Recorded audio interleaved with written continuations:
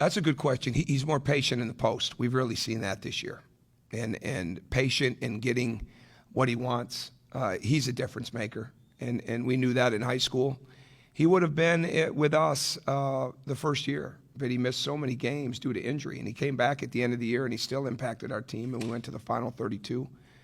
But he's got a real maturity on the court that's there with his patience.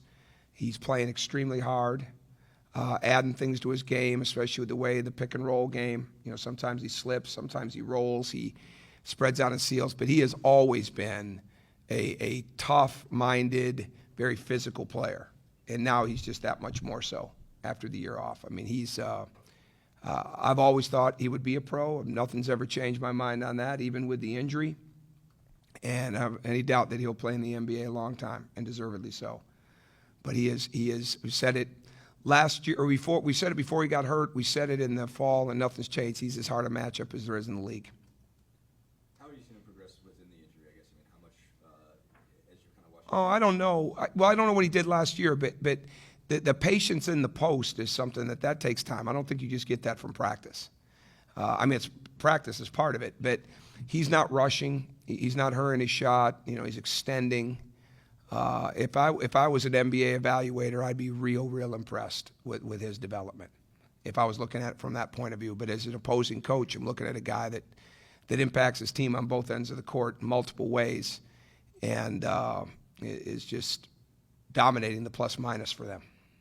You talked about on Monday night at Penn State about how good of an offensive rebounding team they are. But We're the best in the country. We see now in the statistics. So. what makes them so good? Well, they're relentless. They're very aggressive. They do it. They do it off the transition.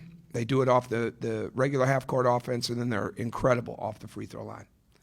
And we just got to be locked in full tilt to that, to all those aspects. And they lead the league in rebound margin by a long shot, so they're rebounding on both ends. I think when they go to the bench, some of those guys, they know their role. They have to get rebounds. I think Coleman is an outstanding rebounder.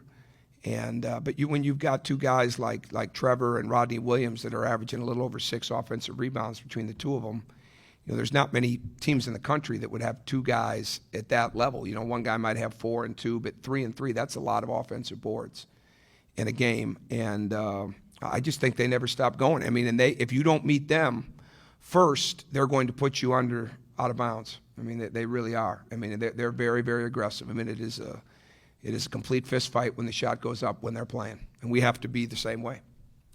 The aggression that they show, and then they play, I think, 10 guys playing basically 10 minutes. So the challenge that they're depth. Well, I think that's what they had last year. Even without Trevor, they played a lot of guys, and I think it served them well in the season as it went on, and I think it served them in the NIT.